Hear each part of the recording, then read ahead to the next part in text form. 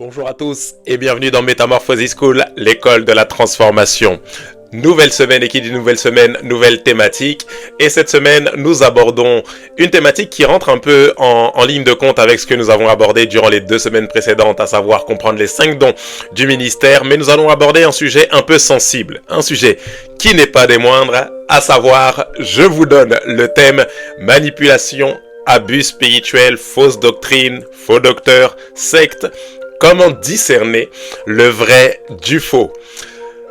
Ok, je sens que c'est un sujet qui va à la fois nous édifier, nous faire du bien, nous parler à tout un chacun, mais je pense aussi que c'est un sujet qui est assez sensible. Et à travers cette série, cette semaine, je prie, en tout cas si vous avez fait face à des abus spirituels, si vous avez été confronté à des sectes pernicieuses, si vous avez fait face aussi à des faux enseignants, des faux bergers, des faux conducteurs, à des abus spirituels, je prie simplement que la grâce du Seigneur vous restaure et qu'à travers ces enseignements, vous soyez véritablement avertis, instruits et orientés vers des personnes qui participeront non pas à votre destruction mais à votre croissance spirituelle. Ma prière, c'est qu'à travers cet enseignement, nous ayons une compréhension de ce que sont les fausses doctrines, mais également que nous soyons équilibrés lorsque nous faisons face à certaines réalités au sein de l'Église ou au sein des abus ou dans les abus qu'il peut y avoir au sein des églises, dans le corps de Christ, dans l'Église grand E. Vraiment que le Seigneur nous apporte de la sagesse, de l'instruction et qui nous oriente véritablement par rapport à cette thématique. Alors vous retrouverez à la fois à travers l'enseignement sur les 5 dons du ministère, mais également dans l'enseignement sur l'église locale que j'ai pu donner précédemment. Mais le but, c'est que nous puissions grandir dans la connaissance et que nous grandissions aussi en sensibilité à l'esprit. Avant de commencer, nous allons prendre le temps de prier. Du reste, nous avons déjà commencé à le faire, mais nous allons simplement rendre grâce à Dieu. Père de grâce, merci pour cette nouvelle semaine, merci pour cette nouvelle série, merci de ce que tu vas nous parler, nous en sommes convaincus et tu vas nous donner, Seigneur, des conseils de sagesse, des orientations divines afin d'aborder ce sujet avec l'équilibre, le plus grand équilibre possible.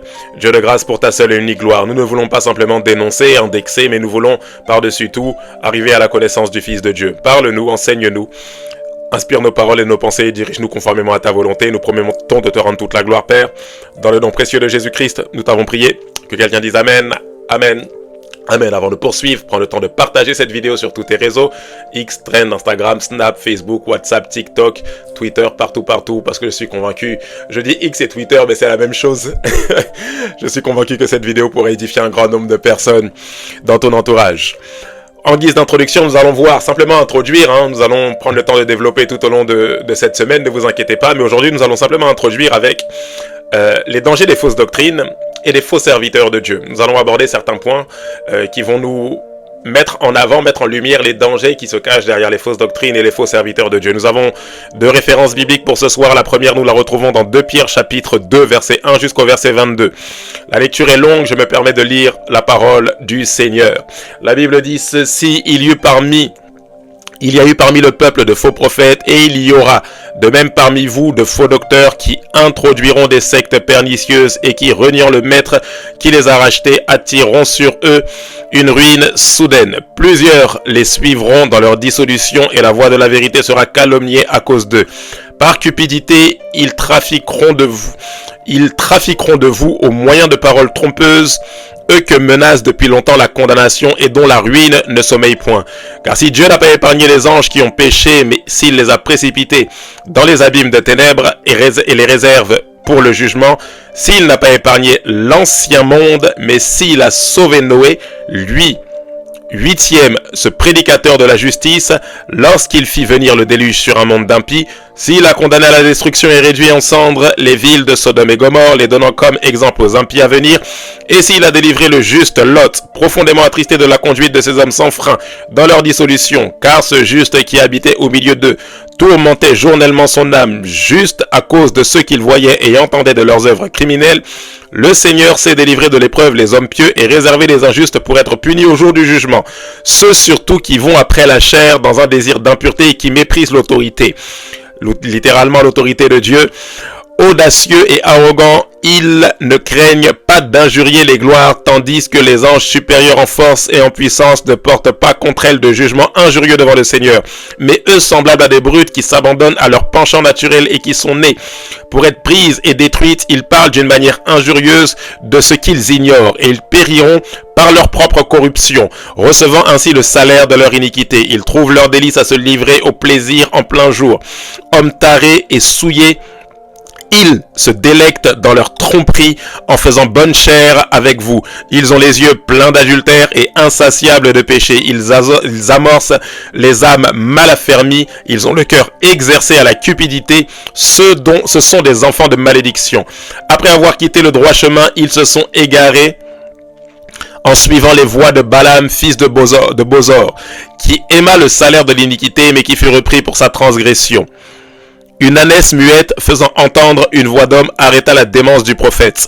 Ces gens-là sont des fontaines sans eau, des nuées que chasse un tourbillon. L'obscurité des ténèbres leur est réservée. Avec des discours enflés de vanité, ils amorcent par les convoitises la chair, par les dissolutions, ceux qui viennent à peine d'échapper aux hommes qui vivent dans l'égarement.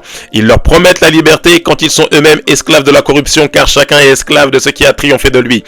En effet, si après s'être retirés des souillures du monde par la connaissance du Seigneur et Sauveur Jésus-Christ, ils s'y engagent de nouveau et sont vaincus, leur dernière condition est pire que la première, car mieux valait pour eux n'avoir pas connu la voie de la justice que de se détourner après l'avoir connu du saint commandement qui leur avait été donné. Il leur est arrivé ce que dit un proverbe vrai: le chien est retourné à ce qu'il a vomi et la truie lavée s'est vautrée dans le bourbier. Waouh, il y a tellement de choses à dire sur ce passage. On est dans le cadre, bien évidemment, des faux docteurs. Beaucoup de personnes utilisent ce passage pour parler de la perte du salut, etc.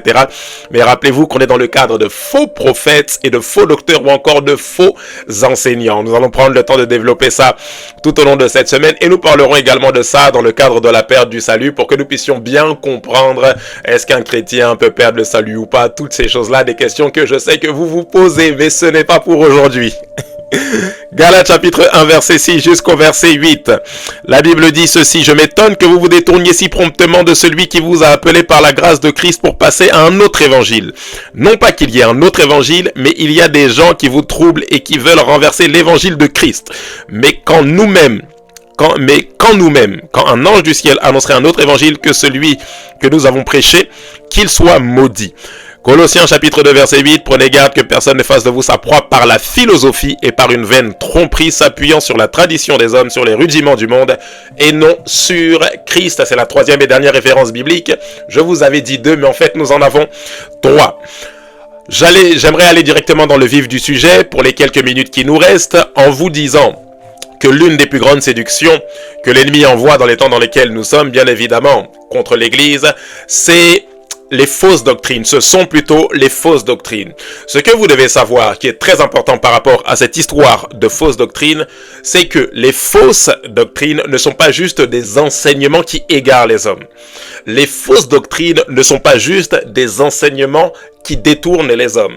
Mais les fausses doctrines sont des puissances spirituelles démoniaques.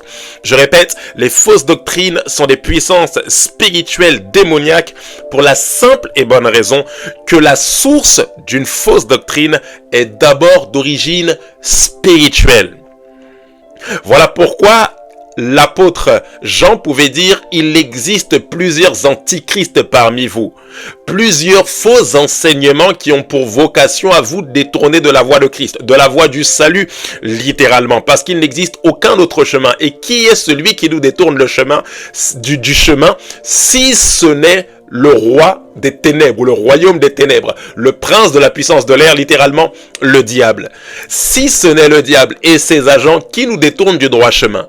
Ainsi, vous comprenez que cette histoire de fausse doctrine n'est pas juste une histoire d'un enseignement tronqué, non, c'est une puissance spirituelle démoniaque.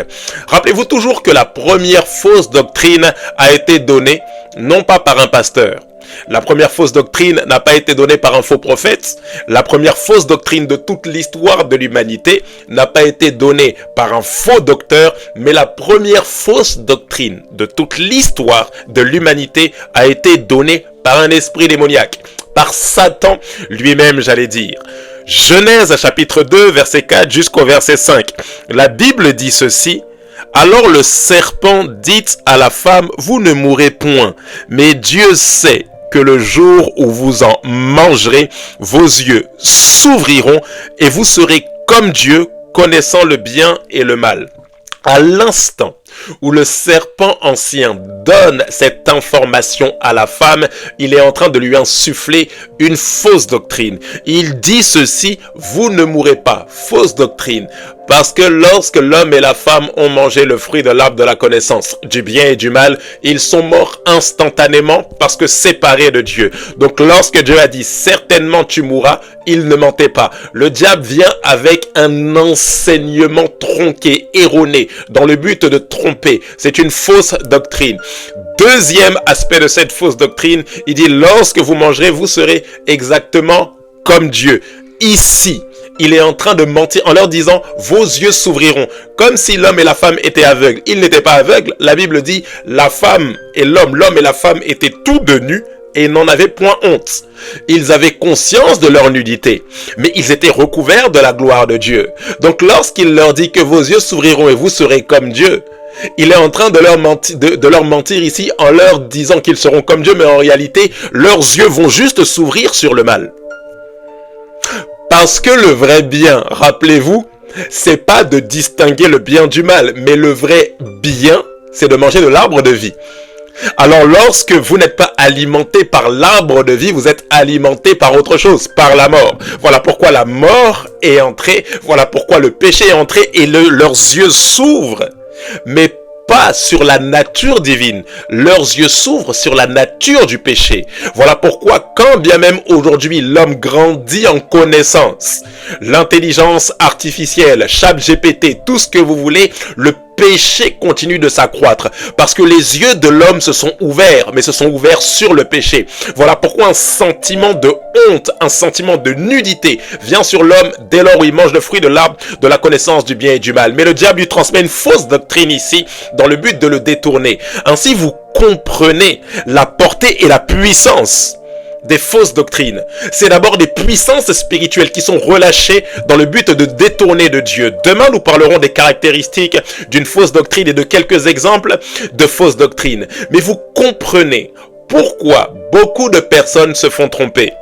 Vous vous posez la question comment une personne bien portante, la tête sur les épaules, avec beaucoup de diplômes, avec une situation stable dans la société, honorable et respectable dans la société, arrive à se faire pervertir la pensée avec des choses qui semblent banales. C'est-à-dire, on demande à une personne de brouter de l'herbe, mais on se dit, mais une personne qui est dans son bon sens ne peut pas faire ça. Ça veut dire qu'on demande à telle femme d'avoir des rapports avec telle personne qui se dit serviteur de Dieu, parce que c'est comme ça qu'elle aura du pouvoir ou qu'elle aura l'onction, et la femme pensant à ça, elle le fait. Pensant ou croyant à ça, elle le fait, on se dit, mais c'est absurde. Comment on peut se laisser piéger comme ça? C'est une fausse doctrine, il y a une puissance spirituelle derrière. Jésus le dit en ces termes, Jean chapitre 6. Verset 63, c'est l'esprit qui vivifie, la chair ne sert de rien. Les paroles que je vous ai dites sont esprit et vie. Retenez que toute parole transporte un esprit. Toute parole véhicule un esprit. Toute parole a une source spirituelle. C'est la raison pour laquelle Jésus dit les paroles que je vous ai dites sont esprit et vie. En d'autres termes, l'esprit qui est la source des paroles qui sortent de la bouche de Jésus, c'est l'esprit de vie. Voilà pourquoi l'épée de l'esprit, c'est la parole de Dieu. L'esprit est en action lorsque la parole est déclarée. Et l'inspiration de la parole, c'est l'esprit. Voilà pourquoi un homme de Dieu pouvait le dire. Une personne qui aime le Saint-Esprit doit aimer la parole que le Saint-Esprit a inspirée. Vous ne pouvez pas dire, moi j'aime le Saint-Esprit, j'ai une relation avec le Saint-Esprit, mais je n'ai pas de relation avec la parole. La parole de Dieu est inspirée par l'Esprit de Dieu. Et ce que vous devez retenir pour ce soir, toute parole est inspirée par un esprit. Des paroles de peur sont inspirées par un esprit de peur. Des paroles d'intimidation par un esprit d'intimidation. Des paroles impures par un esprit impur. Toute parole est inspirée par un esprit. Voilà pourquoi vous devez faire absolument attention aux paroles que vous acceptez. Rappelez-vous que vous êtes un être tridimensionnel, esprit, âme et corps. Permettez-moi de vous expliquer cette vérité. Et votre âme, la dimension émotionnelle, l'interprète de votre vie, l'âme, le siège des émotions, des sentiments, de la volonté, de la pensée, de l'intelligence, a à la fois une dimension spirituelle, mais également une dimension naturelle, physique, étant donné que l'âme transite à la fois entre le corps, mais également entre l'esprit ou le monde des esprits. C'est la raison pour laquelle, lorsqu'il vous arrive quelque chose sur le plan physique, lorsqu'une personne vous quitte, lorsqu'une personne vous trahit, lorsqu'une personne vous trompe, votre âme interprète ça et vous ressentez des émotions. C'est la raison pour laquelle lorsque vous êtes déçu, blessé, fâché, lorsque vous êtes heureux, lorsque vous voyez un événement, lorsque vos yeux, votre vue voit un événement, une victoire, voit un événement joyeux, votre âme interprète ça. Votre âme prend des informations du corps, de la chair, mais votre âme peut également prendre des informations du monde spirituel et interpréter ça. Voilà pourquoi lorsque vos yeux sont ouverts et que vous voyez des anges en action ou que vous ressentez quelque chose qui s'est passé dans le monde spirituel, votre âme interprète ça et réagit par rapport à ce qui se passe dans le monde des esprits. Parce que l'âme a à la fois une dimension spirituelle, mais également une dimension naturelle, une dimension matérielle. Ainsi, vous comprenez que si votre âme peut prendre des informations ou capter ce qui se passe dans le monde spirituel, ce n'est pas juste limité à ce qui se passe d'un point de vue divin. Votre âme peut également capter des choses qui sont véhiculées par d'autres types d'esprits. Permettez-moi d'être précis en vous expliquant cette pensée. Si jamais les paroles dont vous vous nourrissez sont véhiculées ou ont pour source, par exemple, un esprit de peur, vous laissez l'influence à cet esprit sur votre vie.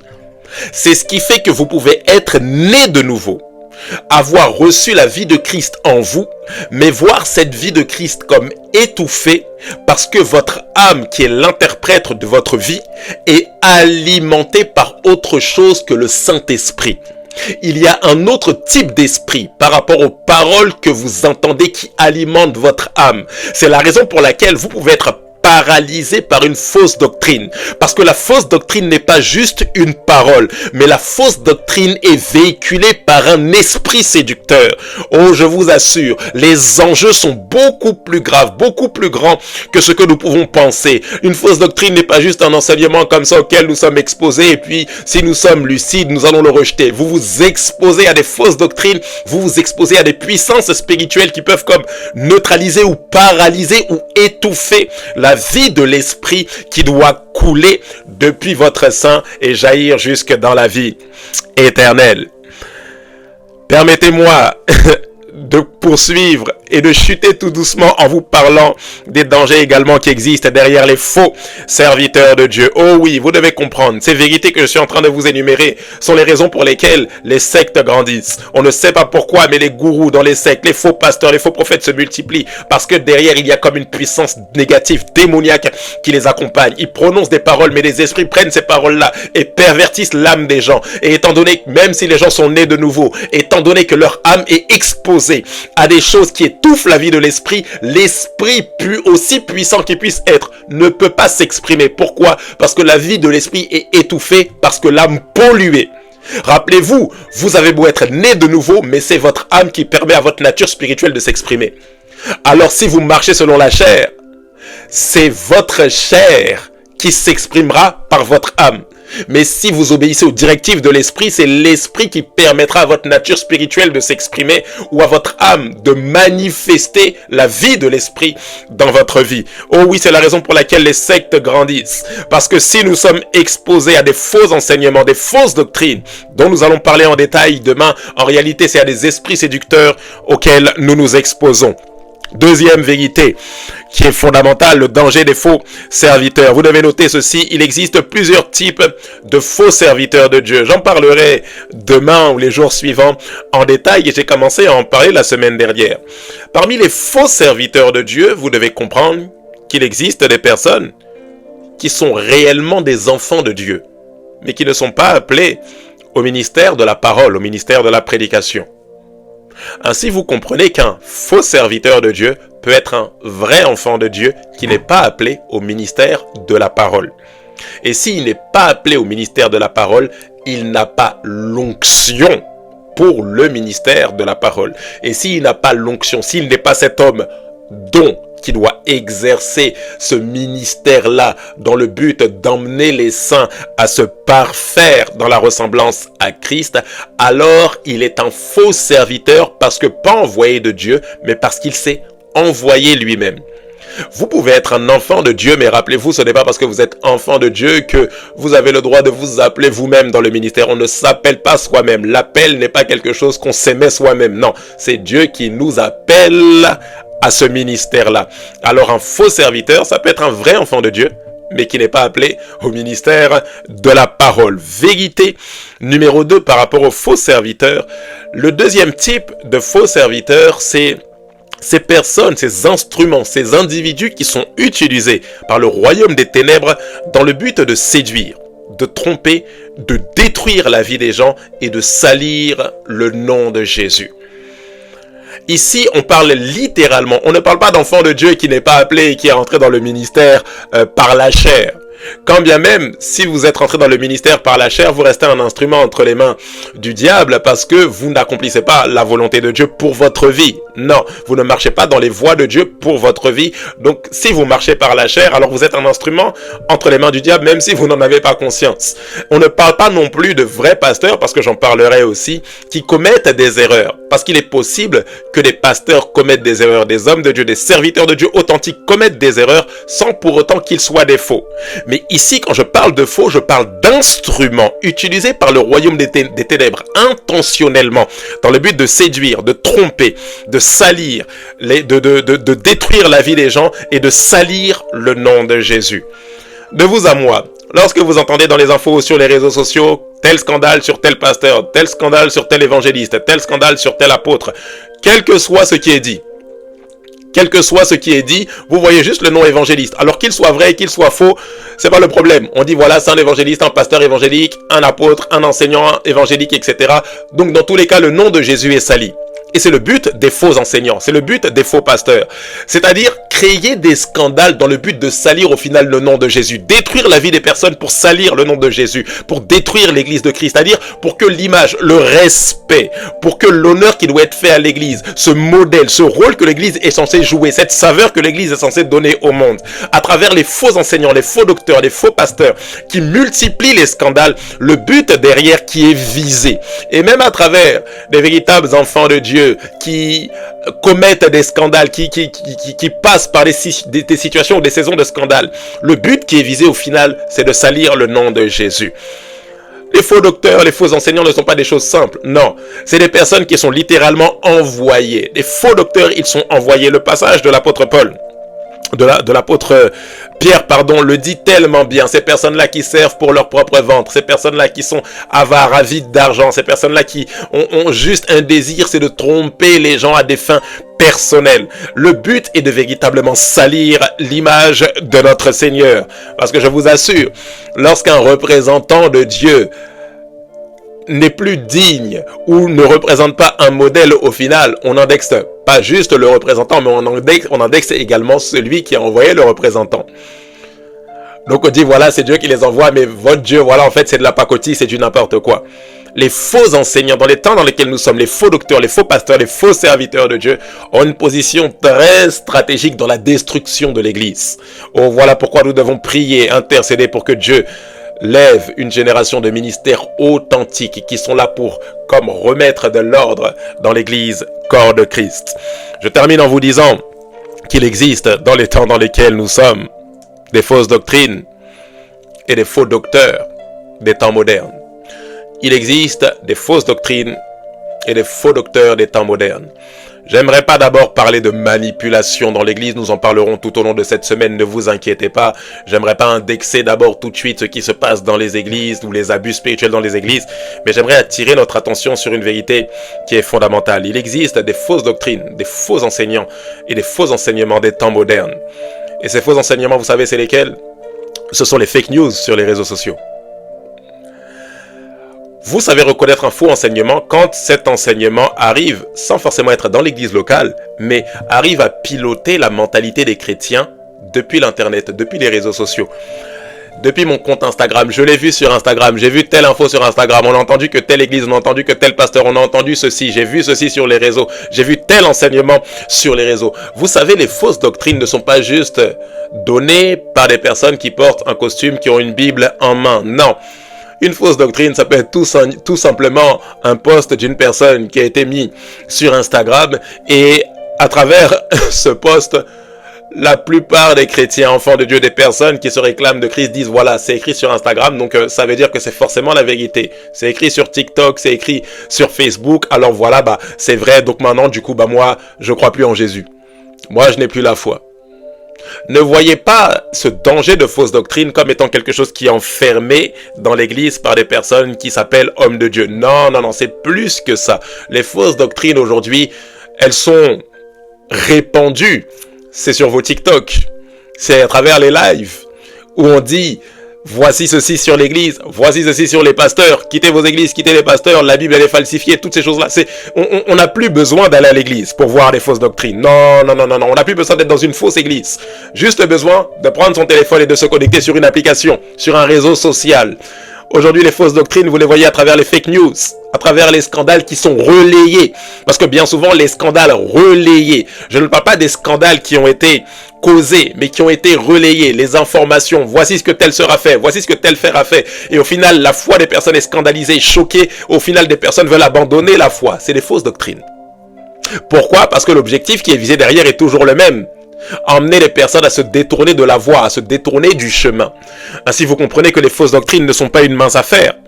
Les fausses doctrines, vous les voyez aujourd'hui à travers ces influenceurs qui ne sont même pas forcément chrétiens, mais qui donnent des conseils à appliquer sans être inspirés par l'Esprit de Dieu.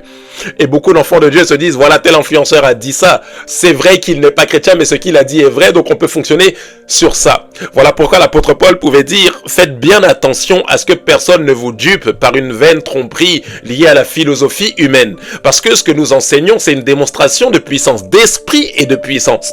Les discours de l'apôtre Paul n'étaient d'ailleurs même pas des discours. Les discours de l'apôtre Paul ou les prédications de l'apôtre Paul, permettez-moi la petite écartade, la petite erreur. Les prédications de l'apôtre Paul n'étaient pas des discours persuasifs de la sagesse ou de la philosophie humaine. Aujourd'hui, les conseils que beaucoup d'enfants de Dieu suivent sont des conseils liés à des sagesses humaines qui nous emmènent à nous développer personnellement. J'aime cette parole d'un homme de Dieu qui pouvait dire que le développement personnel sans Christ n'est rien d'autre que du sous-développement personnel. Oh, vous ne vous développez pas lorsque vous essayez de vous développer en dehors de l'esprit de vie. Oh, le seul qui peut vous donner des instructions qui produiront la vie en vous, ce n'est pas les conseils de sagesse humaine, mais c'est la personne du Saint-Esprit qui agit à travers les Écritures, les Saintes Écritures, la Bible expliquée, enseignée par des hommes loin de sa personne. Je vous assure, si vous écoutez, suivez des conseils qui ne sont pas loin du Saint-Esprit, vous vous exposez à des esprits séducteurs. Toute parole qui n'est pas inspirée par le Saint-Esprit est inspirée forcément par un autre type d'esprit. Vous devez faire très attention. Je ne dis pas qu'il faut arrêter d'écouter tout le monde, mais je dis faites très attention aux conseils que vous écoutez. Ne vous dites pas dans l'église, il n'y a que des faux, il n'y a que du faux, etc. Les gens qui sont dans le monde ne sont pas trop mauvais. Oui, ils ne sont pas trop mauvais. Mais quel est l'esprit qui les influence? Ils ne sont pas trop mauvais, mais quel est l'esprit qui les influence, qui influence leurs conseils? Vous savez, un bon conseil peut être un bon conseil, mais le bon conseil devient mauvais si la source est mauvaise. Le diable dit, vous ne mourrez pas, mais vous serez exactement comme Dieu. Est-ce qu'il a raison? Oui, parce que Dieu connaît le bien et le mal. Mais le but final, c'est de les tromper. Parce que même si Adam et Ève ont fini par connaître le bien et le mal, la finalité, c'est laquelle? C'est qu'ils ne devaient pas connaître le bien et le mal par la désobéissance. Ainsi, vous comprenez que cette histoire de fausse doctrine est beaucoup plus subtile que nous pouvons l'imaginer. Ne voyez pas juste ça enfermé dans une église ou avec des personnes avec des grands costumes, des cravates qui sont là pour tromper les gens, etc. avec des grosses chevalières. Non, non, non. C'est beaucoup plus subtil que ça. Nous en avons terminé pour notre enseignement de ce soir. Je vous donne rendez-vous demain pour la suite de cet enseignement et à tout de suite pour le Métamorphosis spécial sur la place de la femme dans l'œuvre du ministère que je vous avais promis. À tout de suite avec Métamorphosis School, l'école de la transformation. Que je vous bénisse. Bye bye.